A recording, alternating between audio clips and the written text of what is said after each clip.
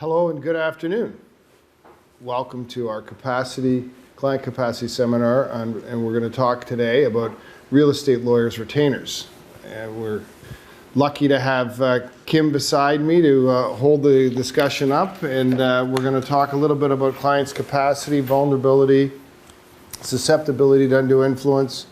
These are all live issues for all lawyers, but it's not just estates and trust lawyers. And so today we're going to focus on the real estate lawyer's retainer and the kind of unique issues that arise in that context. It seems to me that, the big difference in the real estate when I was thinking about this seminar today was this is a transactional based work that tends to be time sensitive. So there's going to be a very different perspective in some respects.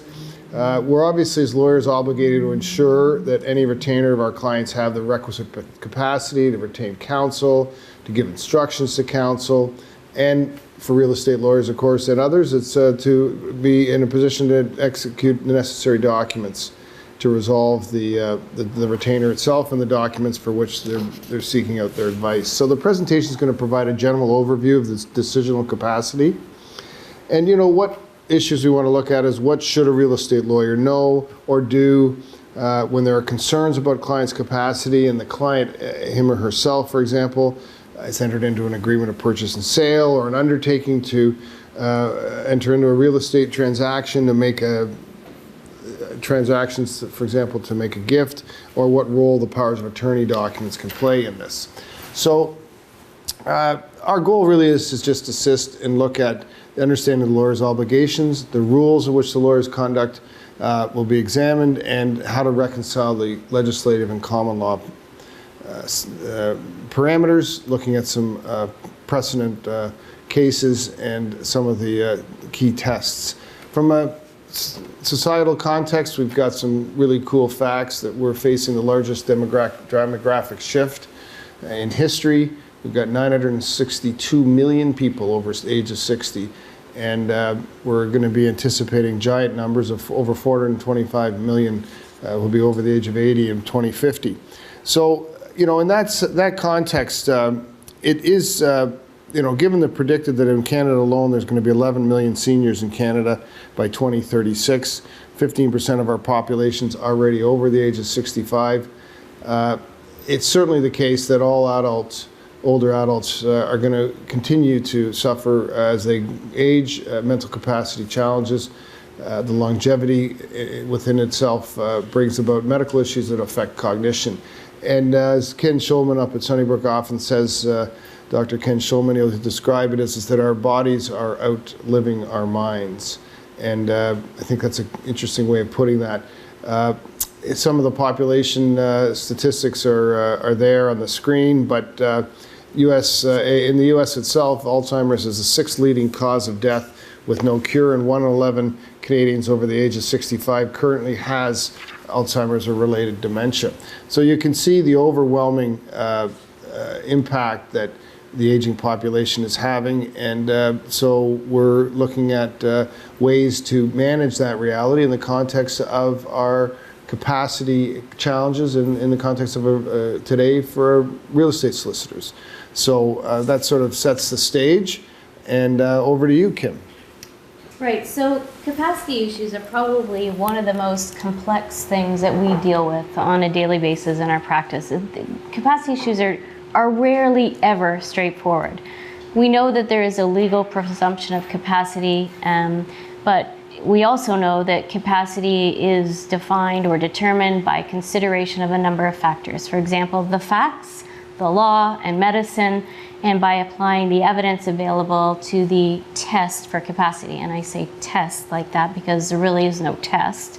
Often we refer to it as a test because it's colloquially understood by clients better, maybe. But what I'm talking about are a number of factors or standards that are applied to determine what the requisite capacity is to make a given decision. So each decision is each decision has its own sort of capacity characteristics.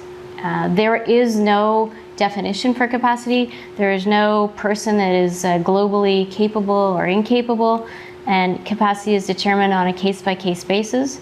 Capacity is decision-specific, it's time-specific, and it is situation-specific, and capacity can fluctuate. So capacity is decision-specific in that each task or each decision has its own specific capacity criteria. So a different analysis, for example, is required for determining the requisite capacity to grant a power of attorney for personal care, which is different than for property, which is different than to do a will, which is different than to give a gift. It is time-specific in that the law provides for good days and bad days. An otherwise capable person may lack capacity, for example, under the influence of alcohol one day, but not the next. It is situation specific. So under different circumstances, an individual may have different capacity. For example, there may be a temporary circumstantial situation of stress. For example, going to a lawyer's office may cause a client a stress that the client may not have had at home. Generally, the ability to understand and process information is the key to determining requisite capacity. The ability to understand all of the information relevant to retaining, processing, and understanding. And we know from the decision of Starson and Swayze that the court has said a person must be able to apply the relevant information in the circumstances and be able to weigh the foreseeable risks and benefits of a decision or of no decision. Assessments are completed by different people depending on the decision being contemplated. You may want an expert capacity assessor, a doctor, or a lawyer. You may want to go to the Ministry of the Attorney General and pick an assessor from the list.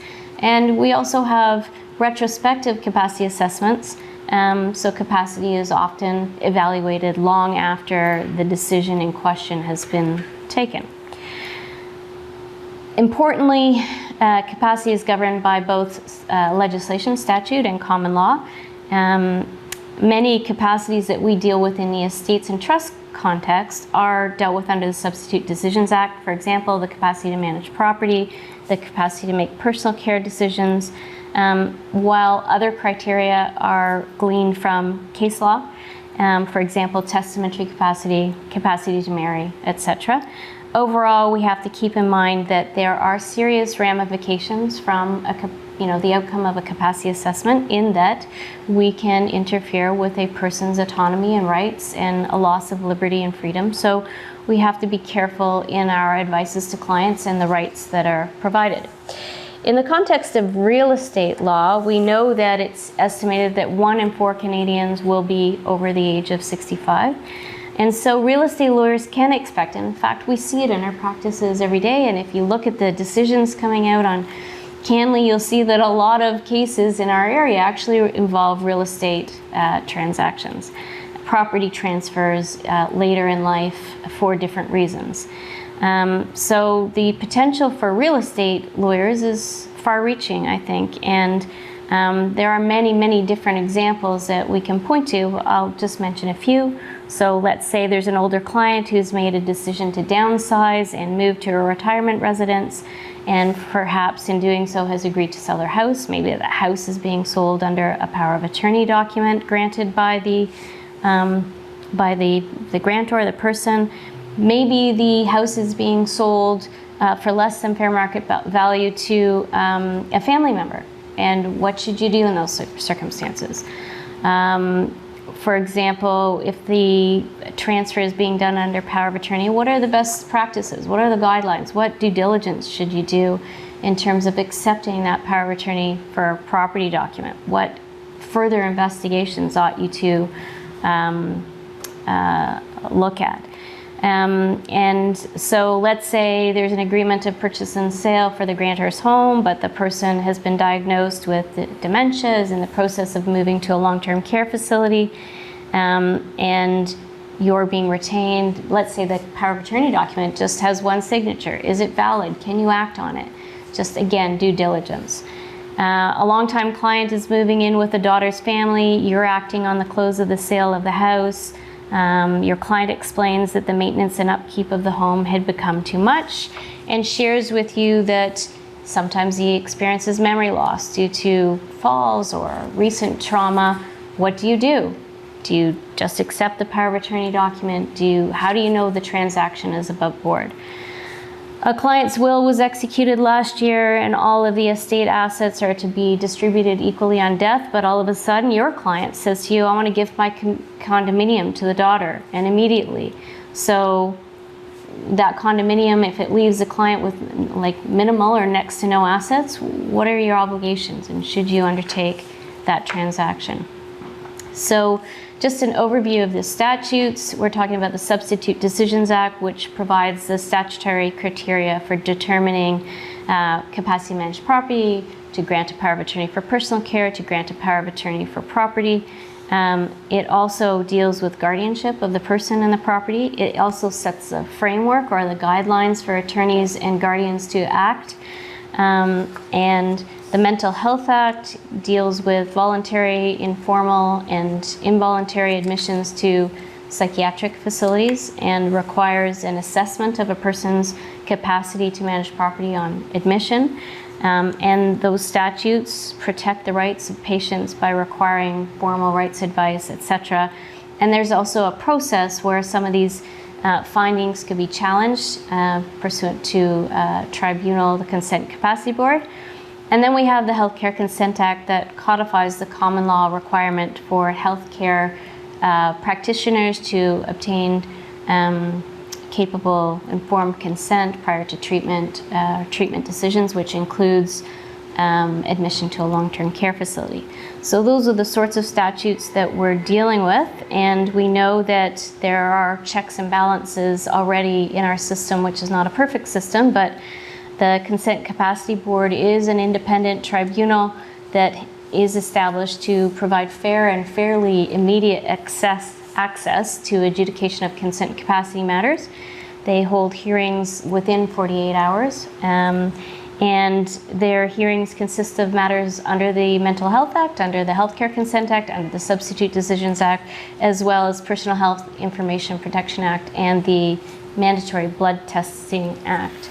So the parties before hearings at the CCB have a right of appeal to the Ontario Superior Court of Justice, and the hearings also involve a review of the substitute decision maker's authority in certain circumstances and can remove their authority.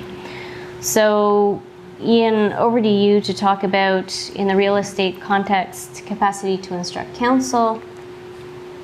Sure, and I think the crucial initial step with all of our cases when we're dealing with issues of capacity is just to what extent is the client able to instruct you.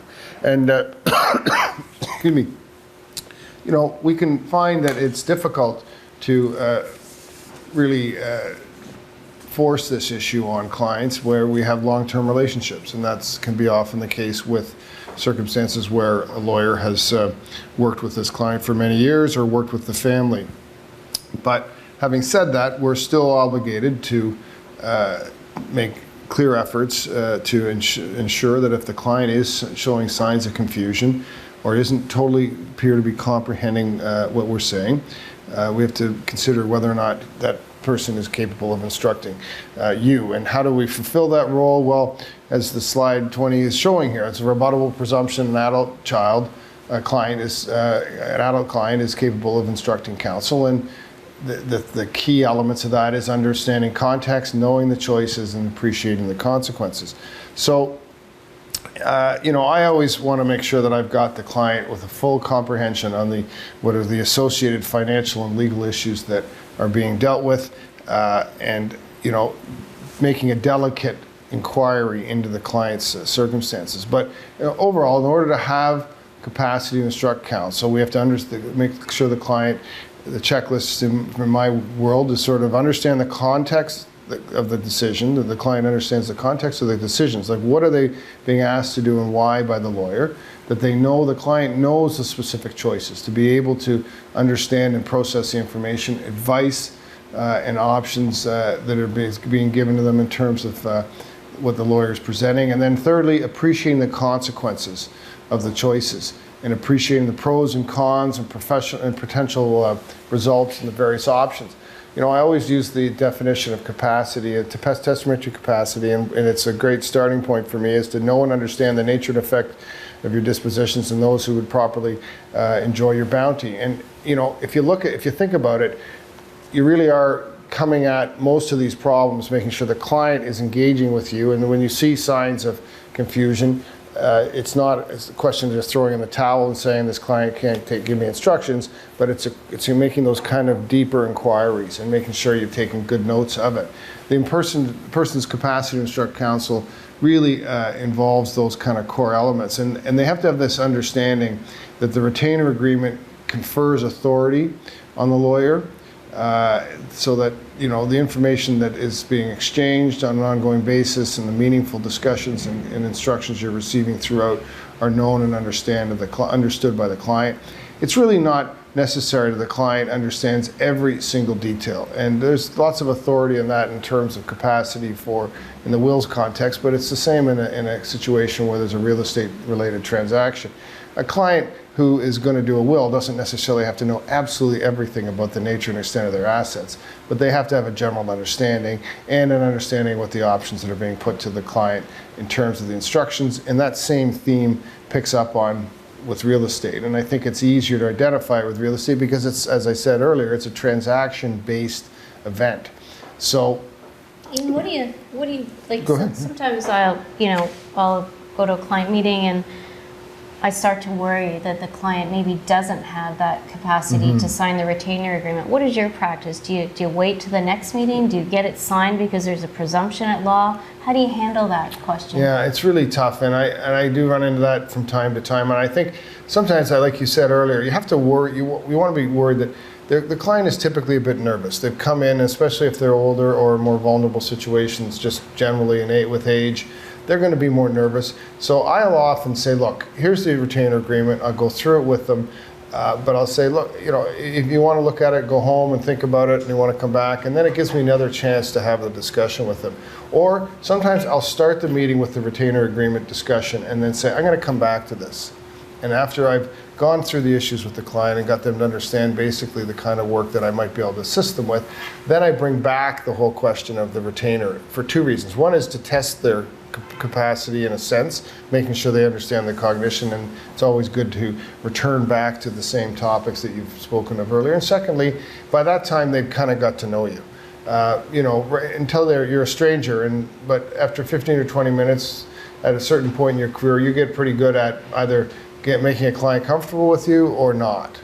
And so I will often do it that way. I don't know, how about you? What do you tend to do when you get into those gray area retainer issues?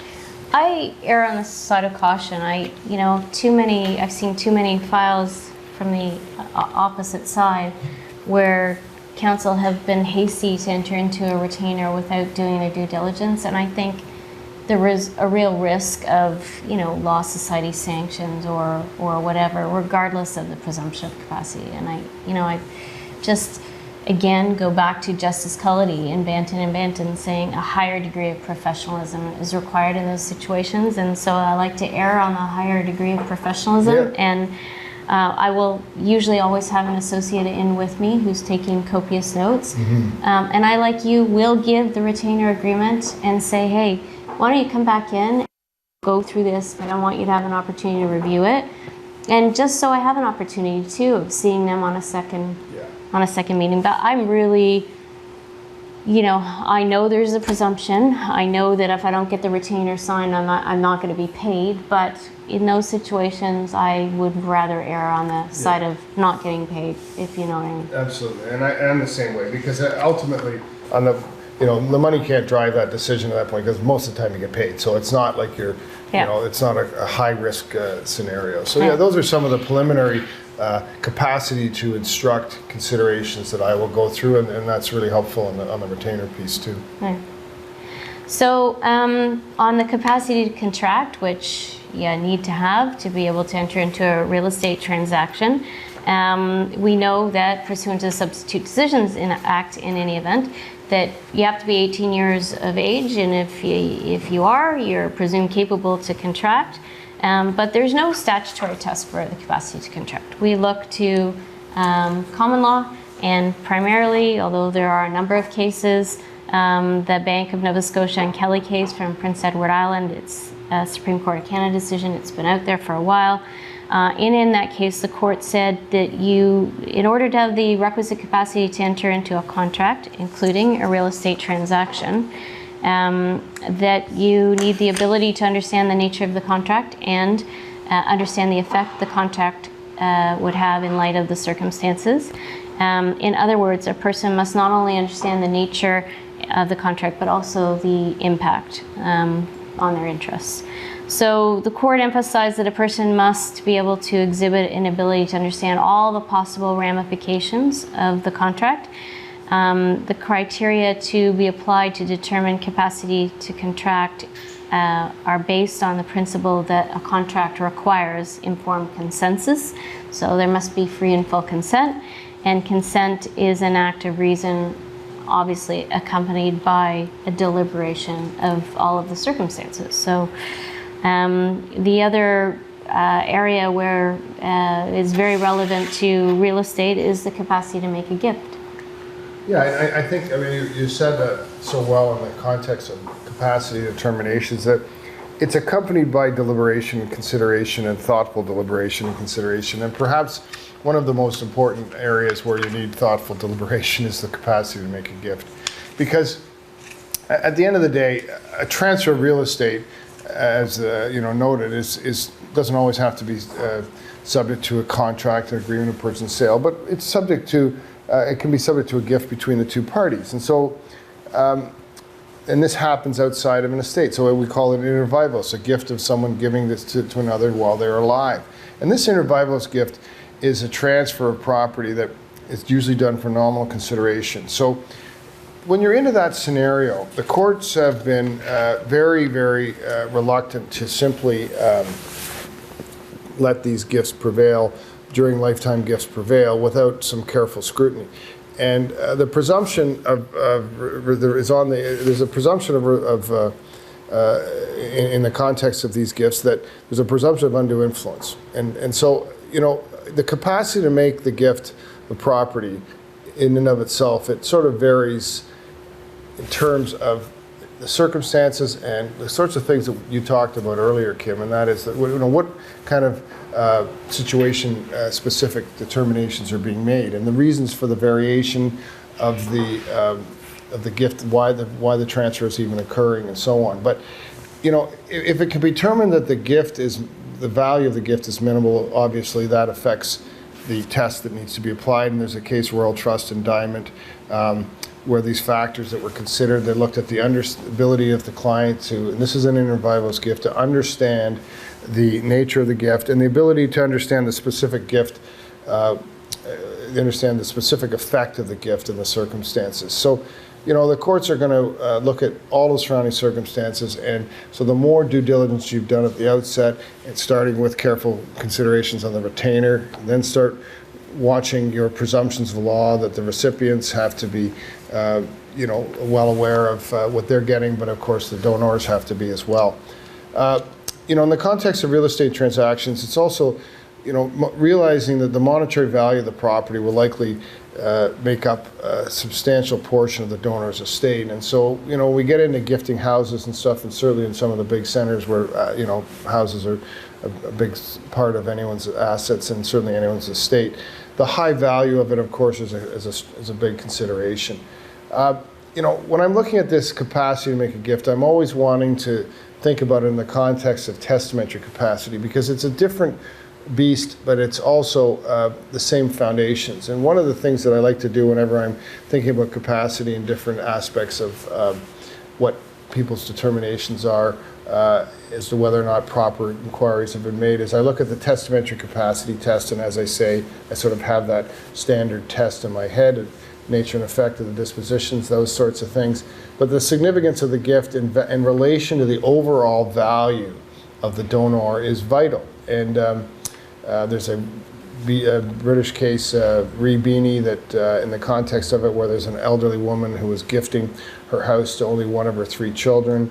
after being admitted to the hospital, and there were signs of dementia and so on. And the judge in that imposed the standard of testamentary capacity for those gifts. I think, that test is, it may be, it's a British experience, but it may be something that is at least a good benchmark. And it's also interesting, a lot of lawyers can handle the concept of the testamentary capacity test a lot easier.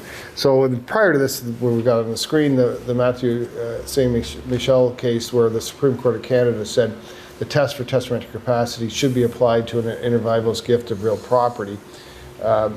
That was before the Beanie decision, but it's one that at least sets the stage in Canada, and then Beanie really helped us give us some parameters. So when someone says to you, you're going to make the decision to gift real property, that legal criteria that's set out in the questions of testamentary capacity is a really good and important benchmark.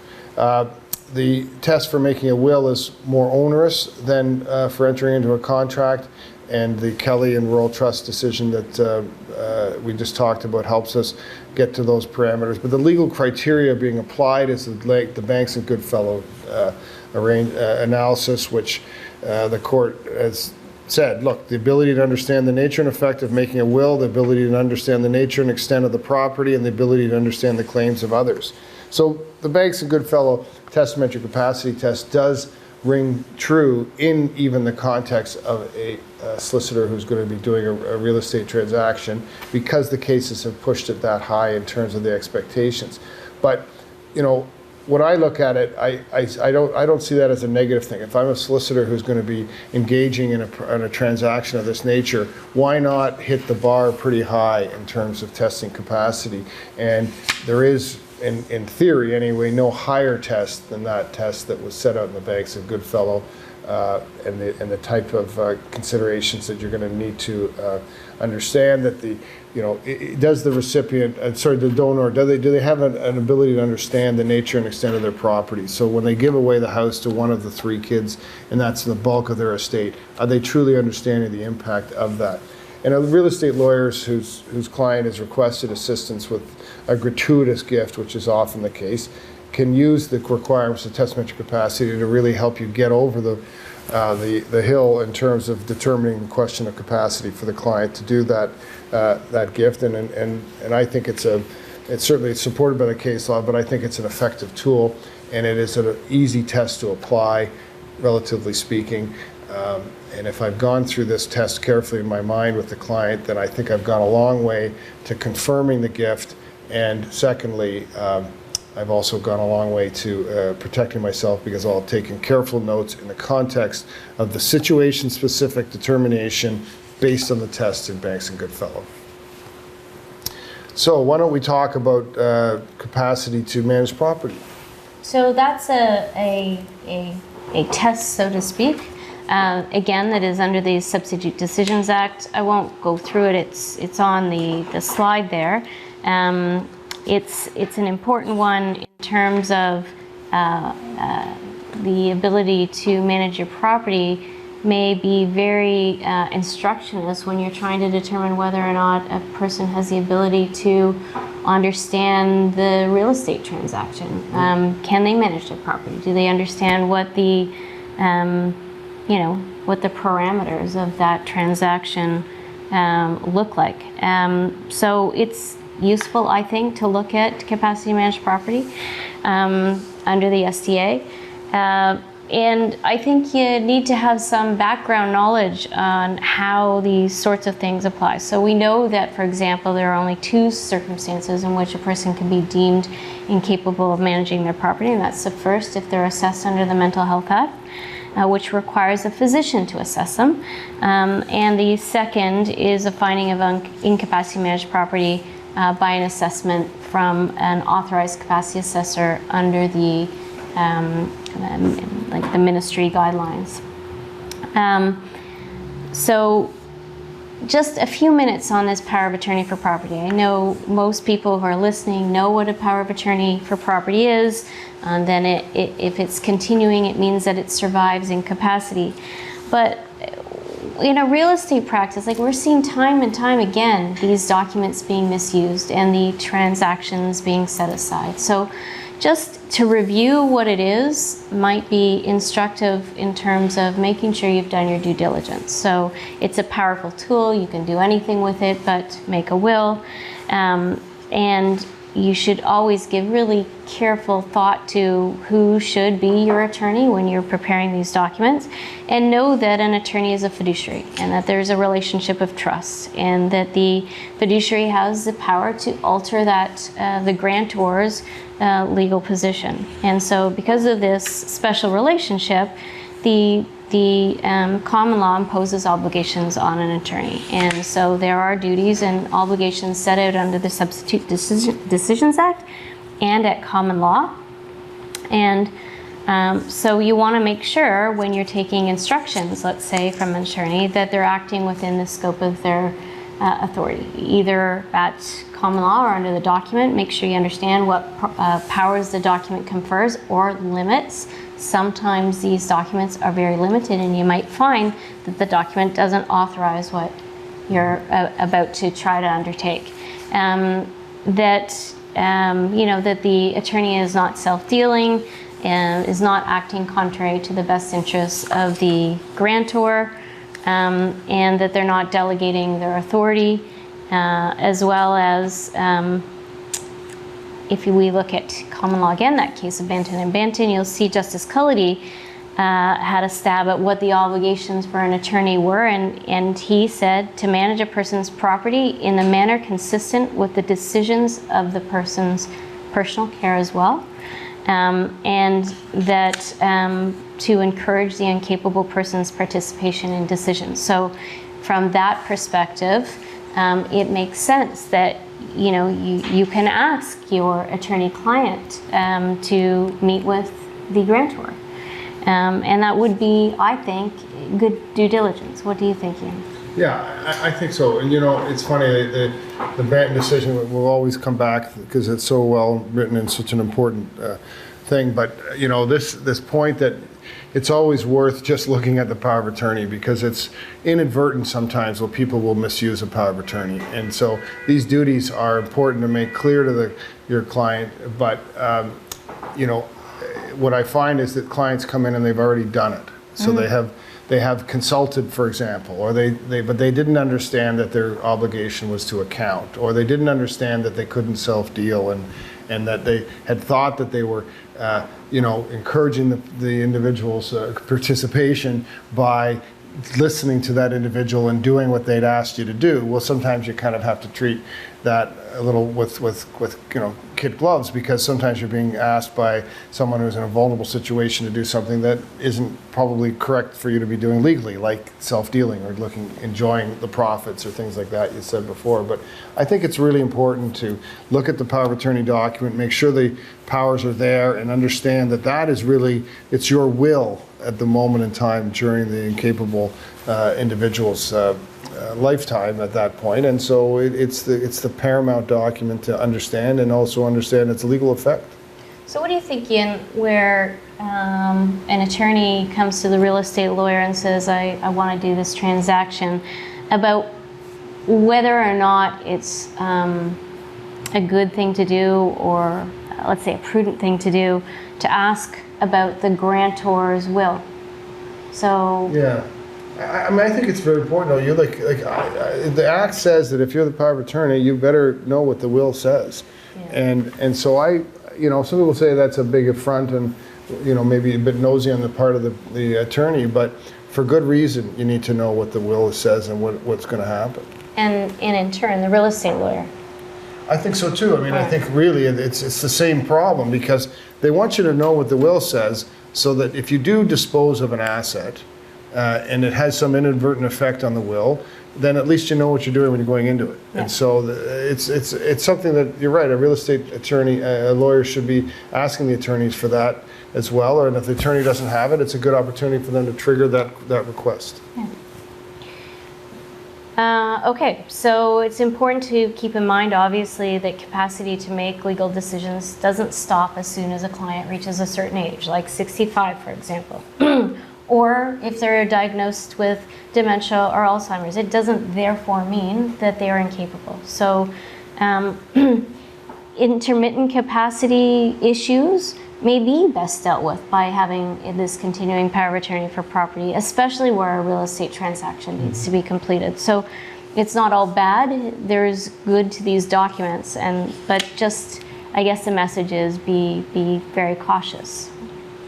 The other thing is that these documents sometimes will authorize real estate transactions right in them. So again, read them. So I don't know that we need to go through this, but Section 8 of the SDA also deals with whether or not a client is capable of granting or revoking a power of attorney for property. So I think at the very least you need to know what that section says.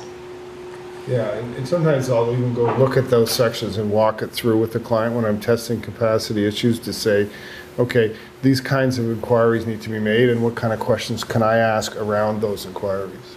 Right. So the lawyer's role. Well, again, I think we're coming back to what you in part started with, and that is the retainer and what kind of roles we have. The key, it seems to me, is, especially as I'm a real estate lawyer, as I say to myself, like most areas of the law, but I want to, especially with real estate, I want to make sure the client understands the task at hand, and I want to make sure that I'm fulfilling my obligations and my responsibilities to properly assess capacity. And that comes hand in hand, so to speak, because we're not doctors, but we are on the front lines of determining the question of capacity. And there is really no better, from my perspective, test of capacity is to make sure that you, in an open-ended way, have made inquiries with the client to get their understanding of what's going to happen. Just today I was in a meeting and I wasn't doing the real estate part, but there was a real estate lawyer there, and I just said, listen, we're going to start this meeting. I just want to make sure that to my client, you understand what we're doing. What do you think we're going to try to achieve today?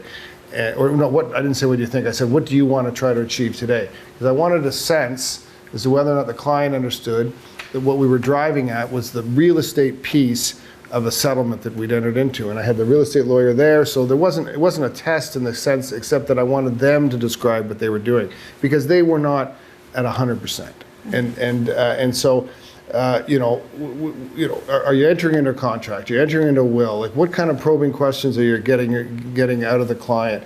And then we have those obligations in any retainer, but it's really it's obviously important when you have a vulnerable or possible undue influence scenario with a client.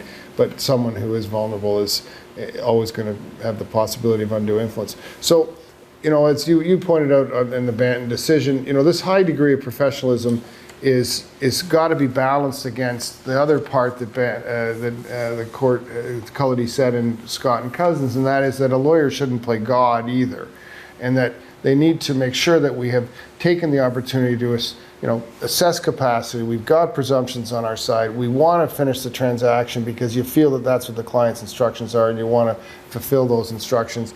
Well, so we keep that high degree of professionalism balanced against the idea that, at the end of the day, you want to make sure that capacity, if you can, you want to help the client.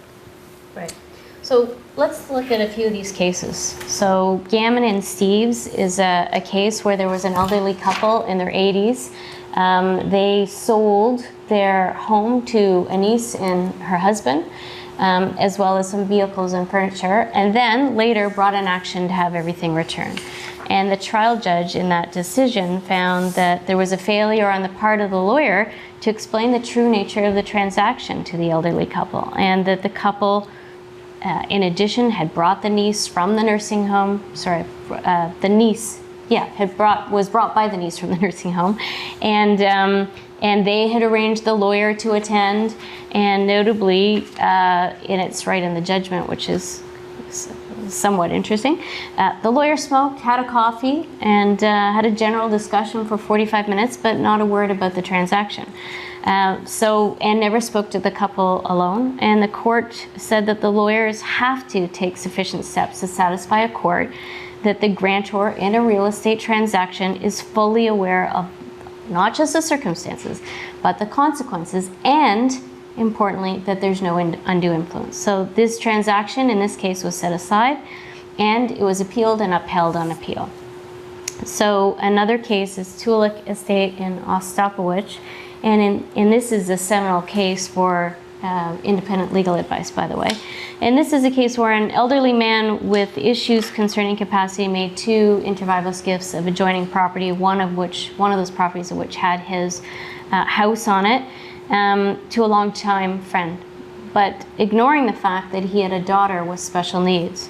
So while the lawyer satisfied himself that Mr. Tulik wanted to make the gift, and he said, and his evidence was, that he questioned whether anyone had exerted pressure on him to transfer the property, whether the lawyer had made an attempt to find out what the nature of the assets and the extent of the property, on the other hand, that wasn't done.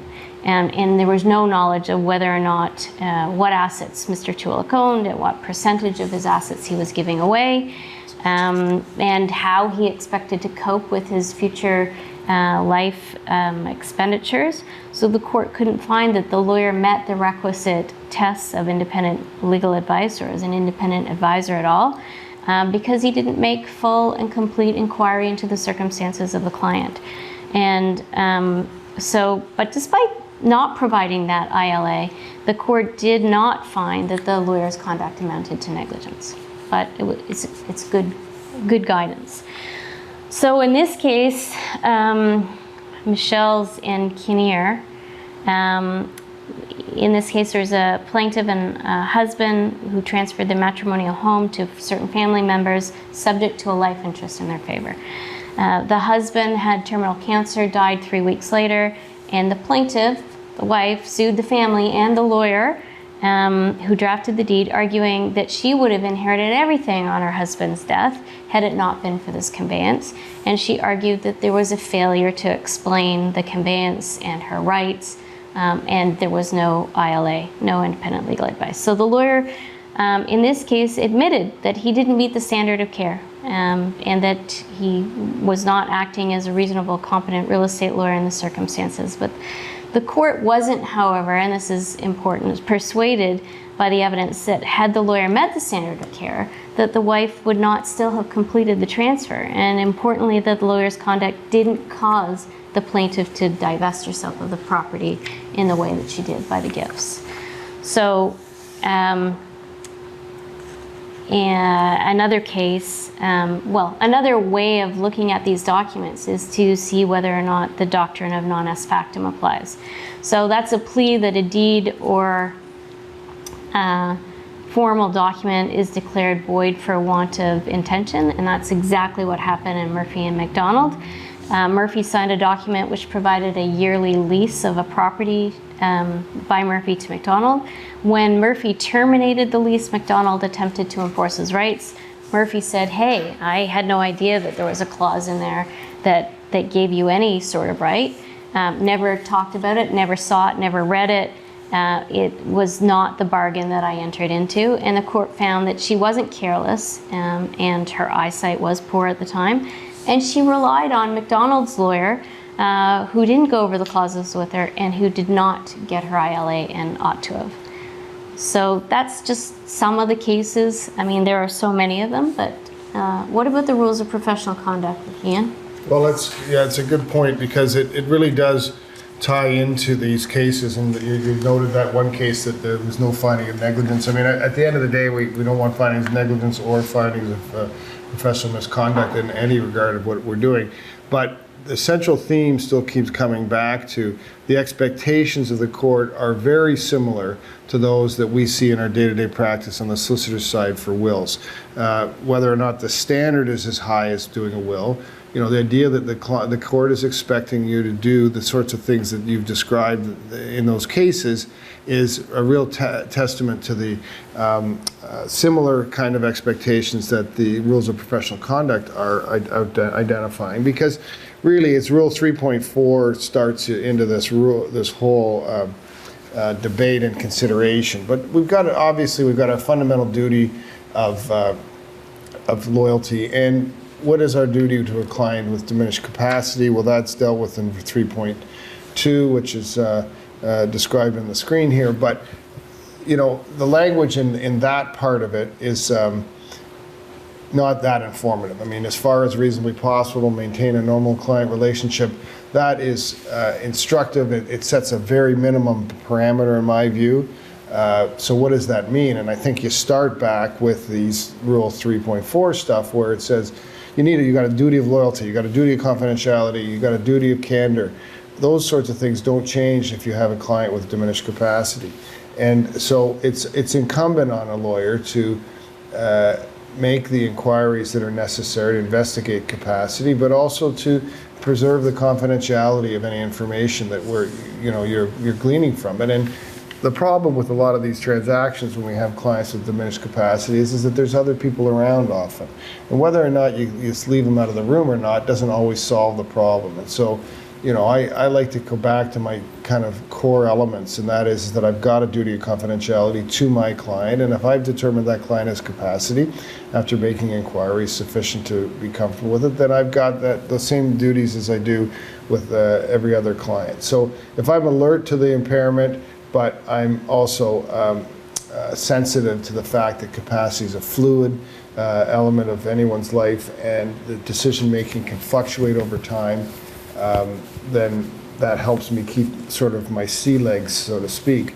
I see the 3.7 is up on the screen, which is important, of course, that you have to have good cause to withdraw from representation in that regard. But, you know, I don't find with representation as much of a problem as I do this idea that we have to manage the information so that we don't get into situations where, obviously in diminished capacity with representation, withdrawal has to be considered. But, you know, I've been involved with cases where it's such a progressive illness that, you know, I met my client 3 years ago, and that client was perfectly healthy and able-bodied and cognition was strong. And they gradually got to the point where I get a capacity assessment within the last short while that client, he's not capable to instruct counsel anymore. And so, you know, this fluid, diminished capacity reality is, you know, you don't want to jump out of the withdrawal, you don't want to jump out of your representation too quickly. And that's why I think the language in 3.7-1 is a helpful one, because it gives you a strong sense of when you're supposed to be cognizant of these issues, but at the same time, you've got to hold on to your client as best you can until you've got good cause. So just a bit on capacity assessments. Sometimes clients will ask you, in a litigation practice, Ian and I get asked all the time, how do you litigation proof your plan, your estate plan? And the answer is you can't really litigation proof your estate plan, but one of the elements of it when you're dealing with an older client is to say, well, here are the grounds upon which your estate plan could be challenged. Let's go through those grounds, and what can you do to provide evidence maybe to protect your plan? And one of those is, you know, capacity. Does the client have testamentary capacity? Then the client may have testamentary capacity and you have no concerns about the testamentary capacity, but if this is protection that a client wants, then I think you need to go through what is a capacity assessment. What capacity are you assessing? What are the pros and cons of doing it? What rights advice do we need to give our clients, and then do the assessors need to give? And and then retaining the assessor. Are we retaining the correct assessor, the assessor that you need to determine the type of capacity that you're talking about? And we know that the capacity assessors training is managed by the Capacity Assessment Office, by the Ministry of the Attorney General. Lawyers can't take that course. So some of the assessments are not legal tests, but I think it's for us to identify what capacities we're talking about and to seek out the right assessor. And always keep in mind that you may be taking, your client may be taking the risk that rights are being taken away from that client by a finding. Although solicitor and client privilege applies, but you might even want to go further with your advice. Well, what happens when you die, and can these notes and records be divulged? And maybe the answer to the client is that they don't want the assessment in your file. These things are considerations that you have to fully canvass the scope of. So sometimes real estate lawyers will say, hey, Kim, I see you're out in the ORs and I have a client whose capacity I'm concerned about. Can you assess my client for me? And obviously the answer is no, but you can see just by the nature of those questions that our bar, not our estates bar, but our bar at large is struggling with these issues. Yeah, and I like your point about the best practice as well. Like, there's no substitute for meeting the client.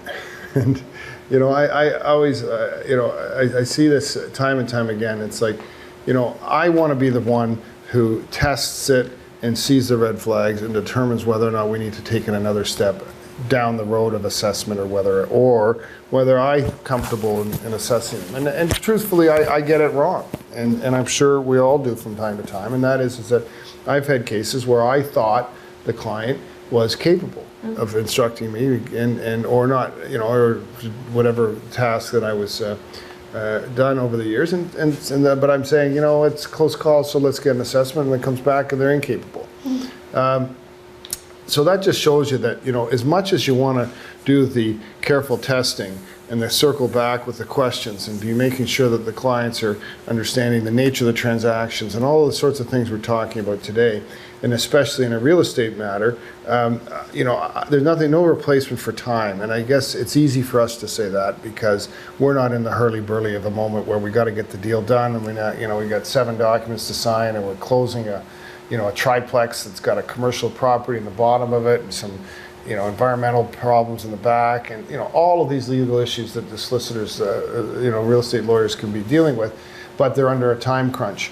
That being said, it's often a great idea to sort of sit back and just take a deep breath. And then that takes you to this whole question of independent legal advice, whether it's needed, the question of capacity assessment, how best to do it, the question of undue influence, and as you note on the screen here, I mean, the standard of care with ILA is from the Inch decision, and it's really still the standard bearer of providing legal advice. Limit or identify the nature of your retainer, keeping up that high integrity of professionalism that Cullity wants us to do, and quite properly should, and looking at your surrounding circumstances. I'm the last, you've written a tremendous amount on this, the whole question of independent legal advice and the need for this, and you've published on this. And I think it's something that it can never be overthought in terms of, determining when is independent legal advice needed, and then of course on what basis does it need to be given. And so if you give your retainer, you identify the nature of it, you concern yourself with obvious things like free will and understanding that they're doing it without pressure, but looking at these other issues of capacity, because that in and of itself will draw in the whole question of whether or not the independent legal advice you're about to give is worthy of it. And the standard, of course, you've described them in the cases that we've already talked about, the Tulloch decision and the Inch decision here as well. But I think at the end of the day, explain the nature and effect of the contract, making sure that you're in an engaging conversation with your client, and all of this goes a long way away, and that you're recognizing that the client's following the discussions, and that you're keeping the questions open-ended, and you're not taking leading questions with your client. Take you a long way. Two really primary concerns with regard to this whole question of free will and ILA. Supreme Court of Canada observed that ILA addresses 2 primary concerns. One is that the person understands a transaction that the person enters into, and that he or she enters into it free and voluntarily. And that's in the decision of Gold versus Rosenberg. It's a 1997 decision, but it's really one of the standard bearers of the question of independent legal advice. But it really, like, if you look at the nature of what you're expected to do when you give ILA, it dovetails quite nicely into a lot of the considerations you've got to have when you're trying to determine capacity for your client, and making sure you're looking for undue influence. If you're looking for someone who comes in and understands the nature and effect of their dispositions, and those who would properly enjoy their bounty, those kinds of tests that are ringing through your head actually are the same sort of things you're going to want to consider when you give ILA. It's, of course, never at the end of the day for the lawyer who's giving ILA to approve the transaction, but that it's freely entered into and that those considerations are there. So the Law Society of British Columbia has provided some interesting advice in this, and it says when a lawyer is giving ILA, it's important to go much further than explaining the legal aspects of the matter and assessing whether the client appears to understand your advice and possible consequences. Well, that's really important, and that's the starting point of any advice you're going to give when especially when you're testing capacity, but when you're giving ILA. But they go on to say you must consider whether the client has capacity and whether the client may be subject to undue influence by a third party. And that probe, that probe and verify to determine undue influence is easy to say, hard to do. Undue influence always occurs in secret, and almost always occurs in secret. It's very hard to test it, and it's very hard to tease it out in the meetings. But having said that, when you do press those kinds of questions to the client, you can really start to get a sense of where they're coming from in terms of whether or not that's a real and live possibility. So understanding the complexities of capacity and being wary and probing the question of undue influence takes you a long way to making sure that any independent legal advice is sincere and valid independent legal advice. So let's look at some real-life case examples as well, Kim. So just a few more then. The Bartolo case. This is a case where an older widow, she signed a promissory note and mortgaged her home to assist her son in buying a restaurant, so for his business purposes. And the son and the bank's lawyer were the same. And they knew that the mother needed ILA, but so what they did with the ILA is that lawyer called in one of his partners to give the ILA, so at the same firm. Partner didn't make any notes when examined, didn't have any memory of the conversation. He could only testify to what his usual practice would be in the circumstances. At no time did the bank's lawyer or the son's lawyer ever advise the mother that she might lose her home, that the transaction was risky. And the Court of Appeal determined that adequate ILA was not provided in the circumstances, and she wasn't adequately advised, and she didn't fully comprehend the terms and consequences of the transaction. Another case is Scott and Clancy, and in that case there was a transfer of land by Mr. Wilbert to his neighbors. The lawyer who gave the ILA advised Wilbert that he could get more money for his land and proceeded to give him what the lawyer described as the King Lear warning about how he gave his kingdom away and was then thrown out. Wilbert told the lawyer that the neighbors had been good to him and he wanted them to have his land. There was no discussion about the financial consequences, the tax impact, and none of the issues of the client's property circumstances were discussed. So the court said, you know what? The lawyer's advice to Wilbert fell short of meeting the standard indicated in Goodman and in the Tulick Estate case. And despite the deficiency, though, in the independent legal advice, the court was nonetheless satisfied that the client did understand the nature and terms of the agreement and did act of his own volition. So the evidence, too, for the relevant period of time suggested that the mental ability of the individual was fine, and that proper deliberation was given. So didn't do his job properly, but in fact the transaction was not set aside. So that brings us to red flags and best practices. And so again, as Ian said, you need to probe. You really need to probe, especially where you are dealing with a client who you suspect may have some capacity issues. So is there any sign of impairment? Does the client appreciate the risk to self? Is there irrational behavior or odd delusions or beliefs? These are red flags. And is there an individual who tends to come to the meeting, who's overly involved? What are the familial circumstances? Is the client supported? Who's the client supported by? Is there conflict in the family? Is there isolation or alienation or sequestering? What is the relationship of the individual who's brought the client to the meeting and the client? Has there been recent loss or bereavement, a change in life circumstances? Has the client made gifts? Were they large gifts? Are the gifts concerning relative to the size of the client's property? What is the timing for the gifts? The reasons, do they make sense? Have different lawyers been involved? I mean, that's a big red flag.